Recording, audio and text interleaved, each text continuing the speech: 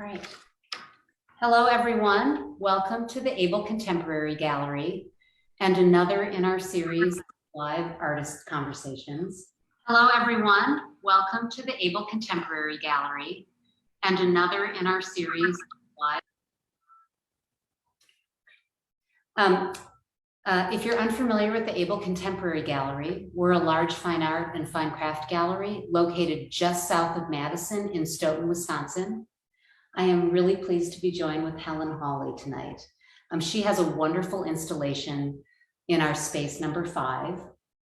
If you're not familiar with the gallery, this is an old tobacco warehouse. And so the walls you're seeing behind us are original wood walls from the tobacco warehouse, and Helen's exhibit has really taken into account the space that we're in, and it's really a wonderful show. So I hope that that people will have a chance to join us. Helen's show is called Drained Lake, and it is on display in the gallery through February 20th. We currently have other shows. Tom Yazchak has a show called Still Life, A Minimalist Approach, and we have a group show called Beautiful Fiction. Tonight, we're going to start by watching a video of the installation of Helen's show, Drained Lake. And as we're looking at that video, I thought it would be great for Helen to read a beautiful piece of poetry that she has written as part of the show. So let's start the video, and then Helen is going to read this beautiful piece, and then we're going to talk more about the show. I'll also let you know that after the video, I'll be talking with Helen for a while about this specific exhibit. I also want to talk to her about her work in general and her background. We'll talk for about 20 minutes, and then we're going to open up to questions from viewers. So if you're watching it on Facebook Live, you are welcome to type in questions throughout our conversation. And Ann Orleski, who is doing the technical things tonight, will read those questions at the end of our conversation. So thanks. And Helen, go ahead. Okay. This is a poem called Blackwater, and I wrote it for this exhibition. I grew up near the town of Blackwater, where the water was not blue or black. The water was thick and muddy along the river banks of the Missouri near the town of Blackwater. Running water, take me back. I have something to remember from my life there. I was born near the river, near a town called Blackwater, where the blacktop was winding and clouds were ever changing. To the north is a town where the river runs black. Although iron made the river black, the town is not called Irontown or Blackwater. Still water doesn't flow. A dead lake is the ground that used to be underwater, but won't hold the water anymore. And maybe it just won't hold, or there's a sinkhole, or rain doesn't fall anymore. Thank you, Helen. That's beautiful. There's a, for people watching, there's a page on our website specifically for Helen's exhibition. And I believe that this is on that page. And if it's not, I'm going to check tonight after the talk, and we'll make sure so that people can read it again, because it's really good. So Helen, first, for people who aren't familiar with you, we just learned a little bit about you, but tell us more about your background. Where is Blackwater? Ah, okay. And how did you, and then I'll tell people, you have a BFA from RISD, from the Rhode Island School of Art and Design, and then you came to Madison to get your master's, a fine art degree. But how did you get from Blackwater to Rhode Island and then to Madison? Yeah, okay. Well, Blackwater is a real town. It's probably about 15 miles from where I grew up in rural mid-Missouri.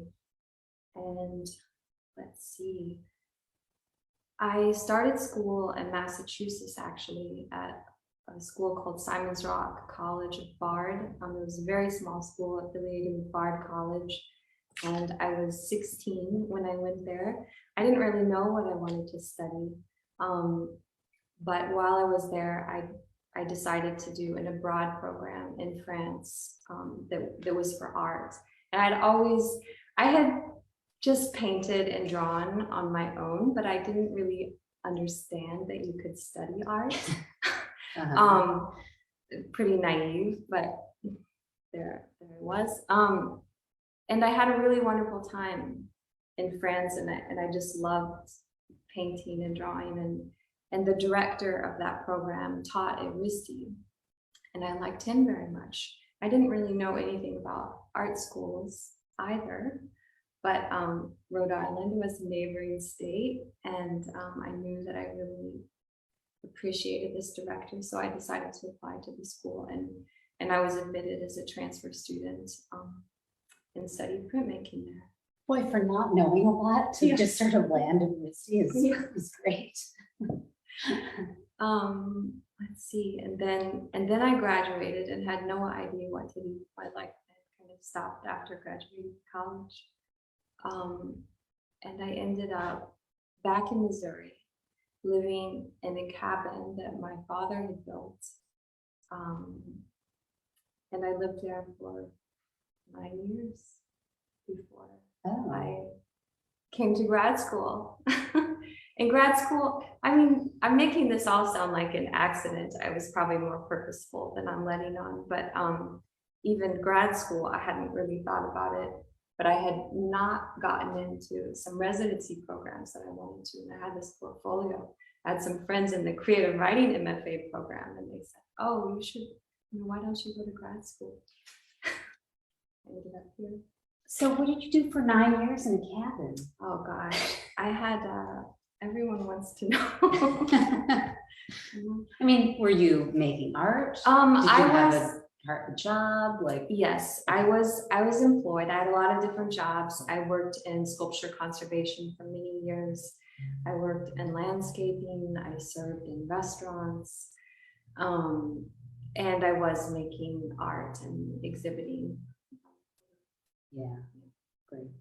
That sounds like what so many artists do. We have these jobs where we're sort of like, it's a mix of these very specific, like I was working on sculptures or helping in a studio or doing these things or working part-time at a museum, and then I waited tables. Yeah. It's always this interesting mix of things. Funny. So let's talk about some reoccurring themes in your work. Okay. And correct me if I'm wrong, but so the first time that I saw your work in person was you had a piece called In Time, It's Flow at the Museum of Contemporary Art in Madison. I don't know, maybe 4 years ago. Was that 2019 triennial? I think so, yeah. Which was a marvelous piece. So water, I believe from my recollection, it was also about language.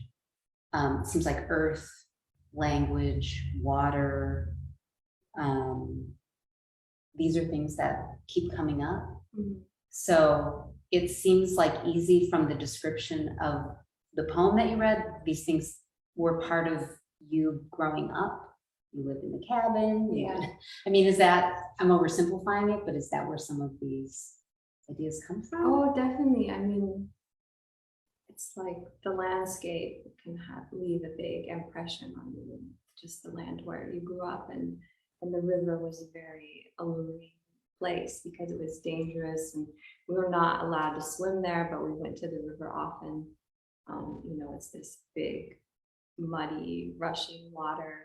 There are tremendous thunderstorms in Missouri, and and I also lived by a creek and also loved canoeing. So being around flowing water, running water, it's just always kind of, it's my siren song. It pulls me in. And I think as far as these themes, I don't necessarily, I didn't set out to make art that's going to be about the water cycle or something like that. But over time, I've made these projects and then I look for the repetitions, and certainly I see water emerging. I started working with language in my work in graduate school. It felt like that was material that, wasn't it wasn't based in representation, which is the way I had been working before. Like it wasn't figurative, but it was this material that I had used for a long time because I had gone to liberal arts school and loved writing and had been, kept a journal and loved poetry. So I started using language in my work in graduate school. And I think at first I was just interested in the mark of it, like the visual mark of it, and how writing is much like drawing. And then over time, I wouldn't say I don't think it's evolved, but I would just say like with this show, I'm dealing with language a little differently than I have been. One, it's the first time that I've had poetry in an exhibition.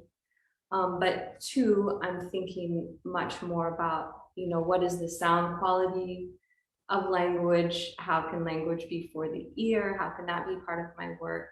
And I guess I'm still looking at the visual aspect of it. And what I really like about the projected light in this show is it's just really reinforces how weightless and ephemeral language is. And I love that, like how lightweight it is, especially compared to, making material objects. There's so much that goes into it. It's hidden, which is fine, but it can be a lot. Yeah. Well, it's interesting because so we're looking at the poem that you read, and it's projected on paper on the wall. But it's interesting because the text is in white, which even lends to this lightness about it. Oh yeah. Oh, that's nice. So and then that's very, very light, but then on the floor, I think it was the image Anne showed right before, there are all of these sculptures, which are, to me, they seem very interesting because, I mean, I know that you made them, but they almost look like they came from the earth. Well, they did come from the earth because you made them with clay. So tell us more about what these forms mean to you. And then I also I think it's fascinating how you made them. Oh, okay. And they actually are made, part of the material is clay. It's clay paint that you've made. So well, you can talk in either order about the material or and then what they mean. Let's see. I guess two things came together. I had been to this space and I really loved the floor. It's just the color and the marking and the scarring and the width of the boards. The floor really, I don't know, just really excited me. So I wanted to make a piece that was in relationship to the floor. And also I saw an image of a dried lake bed. It was just this haunting image. The mud was the cracks were just very deep because the mud was so high. And I just loved that image of the cracked mud. And I had made these mud paintings before. And, the banks of the river are so interesting. It's not just the water, it's like the banks that are holding them in the mud. So I wanted to do some, kind of recreate this image in a way. So I guess it started with the image and the connection to the floor. And then Teresa saw them when they were in progress. They're made out of canvas, 12-ounce canvas, so it's pretty heavy. And I made these different models so that I could make variations efficiently. Some of them are pentagonal and some are hexagonal. And then I dipped them in this custom clay paint. It was really very heavy and kind of rolling them out. And some of those, those marks of the wrinkly canvas kind of stayed in the forms and reinforced that dry, rough, brittle, muddy, perfect. Yeah. Quality. Like if they had been pristine and smooth, it wouldn't nearly be as effective. And they could have been. Yeah. I did 2 tests. Okay. I thought, oh no, this doesn't work. Right. Yeah. Well, the other thing I love, like for me anyway, when I walk in the space, because it forces you as the viewer to look down in this kind of wonderment. I don't know, I feel like when I'm, especially The poem alludes to being a child. I mean, you Mhm. talk about growing up, and I think about that wonderment when you're a kid and you're so obsessed with nature, Mhm. maybe playing around on the bank of the river or something, Yeah. and you're looking down a lot. Mm. And I love, I don't know, it made me feel childlike again somehow, Oh, forcing me to look down. that's so interesting you said about looking down. I mean, yes, you know, I knew it was for the floor, so I wanted people to look down, but sometimes I look for answers on the ground. Like, no, that sounds kind of weird, but like I'll have a visual problem and you know, the answer presents itself to me Yeah, on the ground. Yeah. Yeah. That's brilliant. Wow. So I just to clarify, so you made this paint. Mhm. So the paint itself has dirt in it? Or It is it has clay from clay. like It has that clay from ceramicists use? paola, Okay. actually. Yeah. Yeah. And it also has mineral pigments, Okay, which are, you know, mined from the earth. So it's like Yeah. real earth okay, in these forms. Yeah. And that was important to me, that it wasn't just like the color of earth, that it actually had some of earth in it. yeah. And then, I don't know if you have anything more to say about growing up by a river. Mm. And that this piece is influenced by that. We had talked, I mean, I grew up by a river too, and I don't know if it's just that as artists, where we grew up imprints itself on us, or if there's something more about that experience. I guess water is just, you know, it's very exciting in Missouri. Right. A lot is happening. I mean, Yeah. in terms of, you know, flash floods are very common. Sometimes you would get stuck at the house because you couldn't drive a road. So was it a really small town? Yes, but the house that I'm thinking of was actually like in the woods. Okay. So it was not even a county road. It's like a little gravel road and there were 2 low water bridges. And I have this wonderful memory of like, I think I was 17 and I took 5 kids, like actual kids, my 2 brothers and my sister and 2 of their friends, like on a canoe trip to the Hoosier River, and there was a flood. And I think I actually spent the night like under a canoe by the campfire. I don't know, things like that were always happening. There was a lot of turmoil, and we had close friends who were impacted by the floods and came to live with us over the summer. And a lot of little river towns, like all the houses went up on stilts. So I don't know, there's just a lot happening around the river. So it sounds like you always have to think about the river. The river Yeah. is an important, it's like the sky or it's everything. It's in your life. Yeah. So, and I don't know, Anne, if we have any pictures of the paintings that you have queued up. Oh, thank you. So in addition to the sculptural pieces on the floor, you have included some paintings. Yes. Tell us about these paintings and how they relate to everything else happening in this room. Okay. I made the installation first, and then I felt that there could be something more and that I had time to do something more. And I started painting these, you know, clay votives. And to me, you know, at first they just related materially because they're made of terracotta clay and not related to the forms. And I was just thinking of things, you know, of the earth. But then there was something kind of, I don't know, something kind of sad and melancholy about them too. And also amazing that we still have these artifacts that we can look at that are 2,000 years old. For some reason that really touches me. And then it's also interesting like how these images circulate. You know, these are images these are artifacts from the Metropolitan Museum of Art, and then they put the images on Wikimedia, Creative Commons, so that I could use these images. And it's always very interesting to think about how, you know, images circulate and who can use the images and what it means, you know, to paint sculpture. Also, for some reason, I love painting sculpture. I do it kind of without thinking. And I'm like, oh wait, you've done that before. Yeah. And then there's a bone. The bone. It's hard, you know, sometimes I think the bone is an outlier, but then it's like, of course there should be a bone in a, you know, in a field of dry mud, or, you know, that can belong in space too.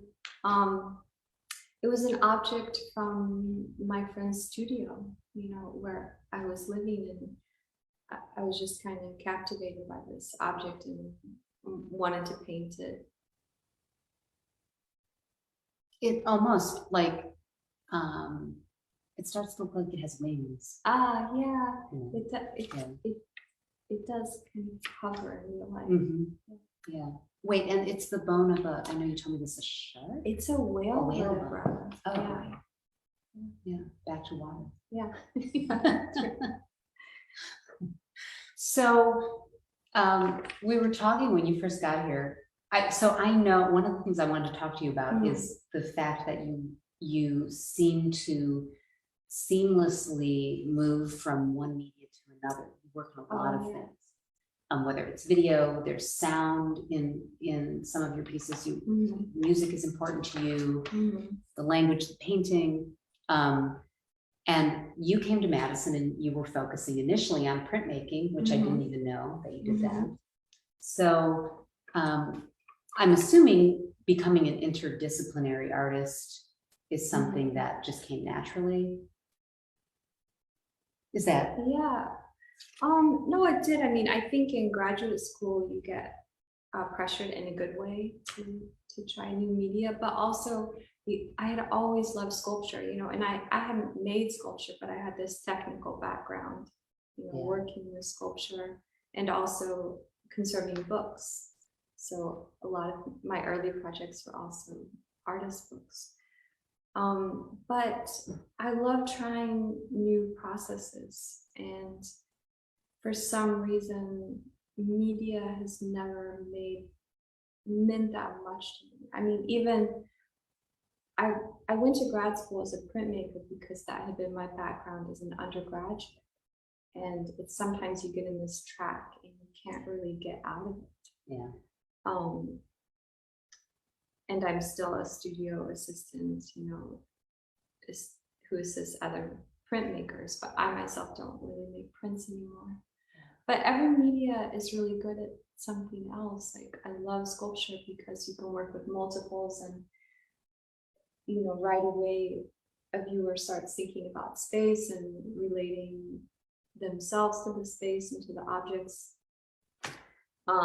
Video and print disseminate really easily. Yeah. So if he's gonna go to another city, let's hope it's a video and not a sculpture.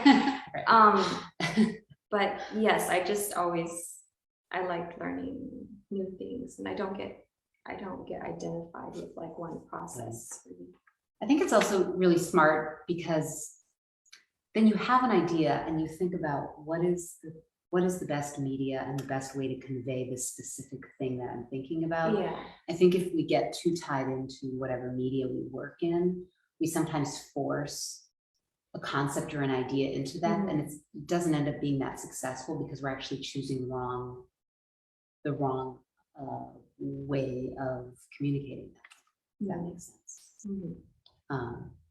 So music, so there's we don't have it playing right now because it would be distracting, but there is a piece playing called Korone by Miroslav Smirka. Yes. Am I saying that right? Yeah. So tell us about that. Okay.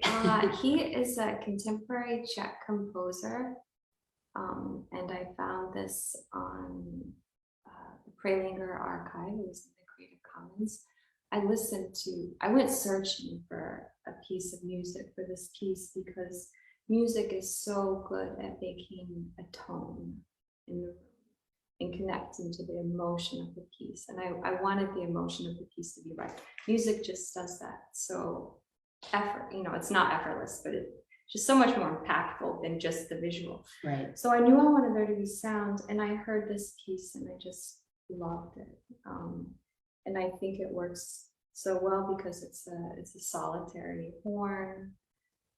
There's something you feel alone when you listen to that. And to me, that just kind of relates to this idea of the drained lake or the tired lake, or how isolated we've been during the pandemic, or, how we can feel alone with, I don't know, just alone in the world, even though, we're not. Right. Yes, we can. But I just gravitate to working with music because I love things that are for the ear. Music is probably my favorite art form, even though I'm a musician myself, but sounds, putting sound in the work is something that I've done and continue to do. So you don't make music yourself? I don't make music. I did work with a friend of mine to do the sound for the piece that we started talking about, that it was at In Time and Slow at Mimoka. Right. She was gracious enough to let me be just very involved in that. I have done sound design before, Okay. so I knew for that piece kind of the sound I wanted to have and these experimental noises, and we recorded some of those things together and mixed it together. Yeah.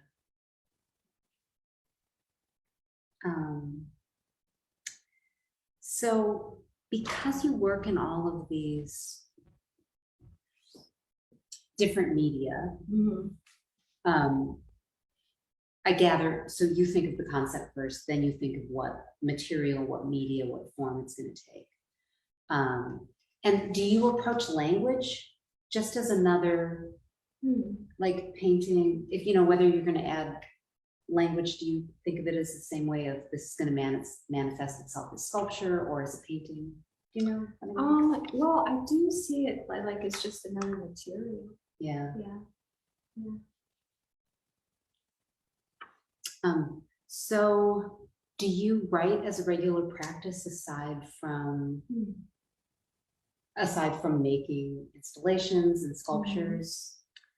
Well, I've started to, but I wasn't doing that before the pandemic. I love poetry, and I'd always wanted to write poetry, but you just have all these commitments, exhibitions, whatever. Yeah. It's not time to devote myself to the whole new area. I felt there wasn't time. But during the pandemic, I didn't have any shows coming up, until this show.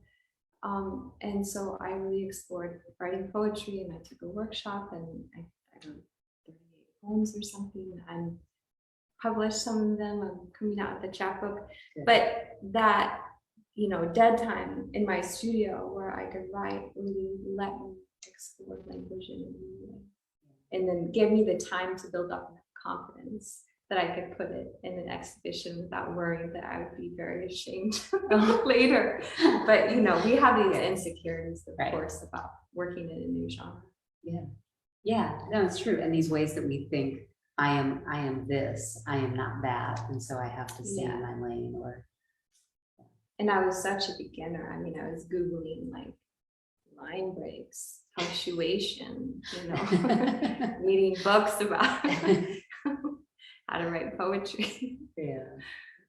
But then in the end, it's felt very, very natural. Yeah. And one thing I really love about poetry is that I can have such a small idea and explore it. Yeah. So it's nice, the scale of it. Yeah. So what's next? Do you have things coming up? Let's see. I'm working on a video. Okay. And trying to finish my chapbook, trying to get some more poems published before I put out the chapbook. And then I don't know. I'm an artist who always has a lot of unfinished projects. I love starting projects. Finishing them is a challenge for me. That's funny. it's funny because it rings true. Oh, yeah. I think if we didn't have deadlines for shows, our studios would all be full with like, you know, things that were sort of a third to two-thirds finished. Yeah, finished. Yeah. Deadlines are great, and so is you know, the limitations of the room. Yeah. So there's a painting on the screen of water, which is a painting hanging just outside in the entryway to gallery number 5. Did you have this painting before? Or did you make this painting for this show? Oh, let's see. I started making this painting when I knew I had the show coming up here, but I did not think this would be a part of it. And then somehow in the end, it seemed like, okay, it could be I don't know. It's like what the room is not or something. No, that's what I think. It's almost sort of like it's like passing of time. Like this was the lake, this is the lake drain. Yeah. Not to Before and after. I mean, in a Full and empty. I think it feels much more poetic than that when you're experiencing it. So not quite so eloquently I just said it, but I think that's true. No, I'll go with that. That's great.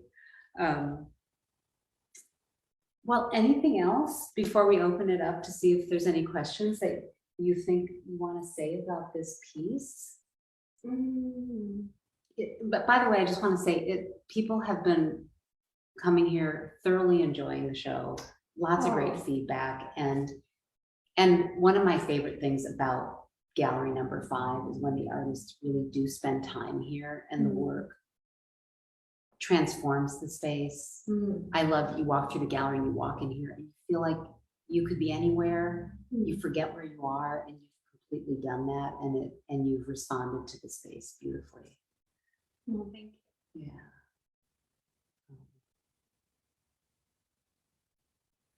So Anne, how you doing? I'm good. Good. It's really nice to hear Helen talk more about her work. Yeah, great. It adds a nice layer to all of the visual information in the space. Yeah. I was curious if you could talk a little bit about your studio practice. I'm wondering if you are like more of a nomadic artist where you can kind of work anywhere at any time, or if you like to have a set space that you work in. Oh gosh. Well, my workspace has changed a few times, like during the pandemic. I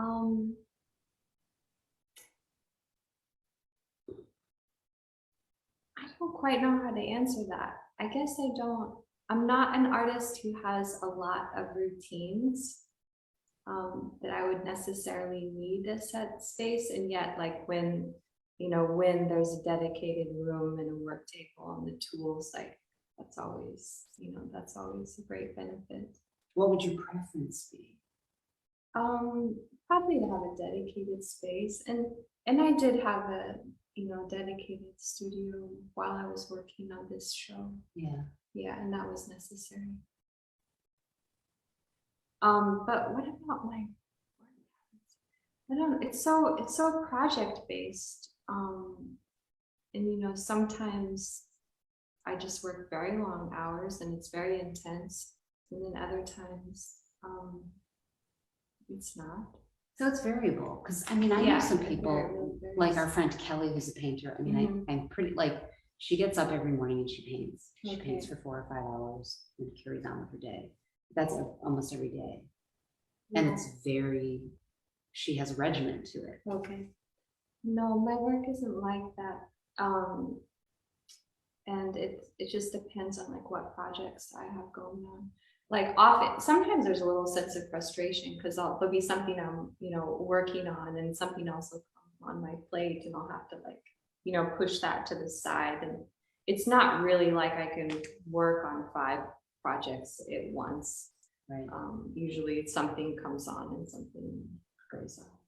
Well, also there's just the physical space needed. Yeah. To do something like this, because when I saw you when you were working on these, you were out on a patio, yes, with them all over, and I mean, you have to store them and have the space to make them, and Yeah, I really spread out, you know, Yeah. with sculpture in particular. Because in this space, it might not seem like a lot of things, but It was a lot of it's a lot things. of things. There's a lot of things, yeah.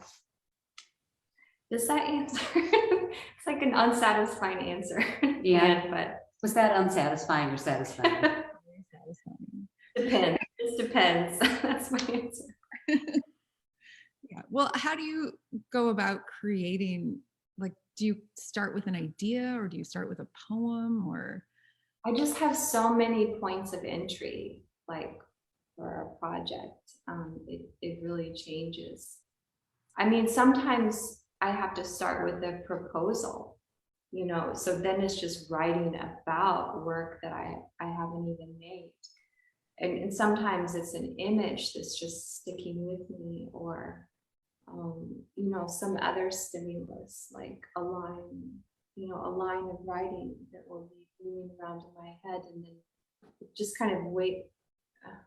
It will be there, and then, you know, when I need it, we pull it forward and work with it. But I've even started pieces like from a title. It just really depends. But often it's like there's some momentum that happens. Like you make a decision and then you make the next decision. So it's not really arbitrary, but it's just like I can start anywhere and then it starts building towards something. Right, because at the beginning of making art, to me, it seems like there's so many paths, so many options at the beginning, and you have to choose a path, and you have to make a decision. And then every time you make a decision, it does narrow that down, and it makes it a little easier to see the finish line. Yeah, it starts narrowing pretty rapidly. Yeah.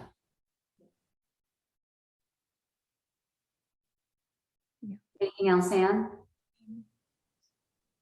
Yeah, I mean, I was curious. I was glad that you talked about the music, because that was something that I was curious about. Do you use? Are there certain composers that you gravitate towards, or is that also really based on the piece that you're working on?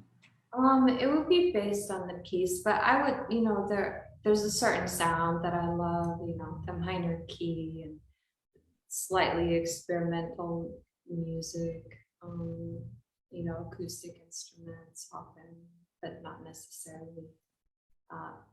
Yeah, I would say there is a pretty specific sound that feels like it could be part of my work, but it's not necessarily a specific composer. I would love to work, you know, on a piece with musicians themselves, and I was able to do that for the piece at Mimoka because I had a small budget to pay the musician. But if I don't have that, then, you know, I'll go looking for something online. Right. That's interesting. I was thinking, like in this show, it's almost like you're collaborating with a musician. They just don't know. Yeah. That's true. Well, Anne, any other questions from anyone? That I don't have any questions coming in. All right. Well, Helen, thank you so much for coming here today and talking so beautifully about your work. Well, thank you for having me, Teresa, Yeah. for your question. Absolutely. The gallery. Oh, it's so great. So again, Helen Hawley's show is called Drained Lake. It's in the gallery through February 20th. Please do see it. If you are living someplace far away or unable to get here, the video that we showed at the beginning of the talk is online, so you can look at it again. There's also some beautiful stills of the pieces. And this video will be available afterwards. You can see it on the page for Helen's show on our website or on our video archive. The gallery is open Tuesdays through Sundays from 10 a.m. until 5 p.m. and we hope to see you. So thanks for joining us.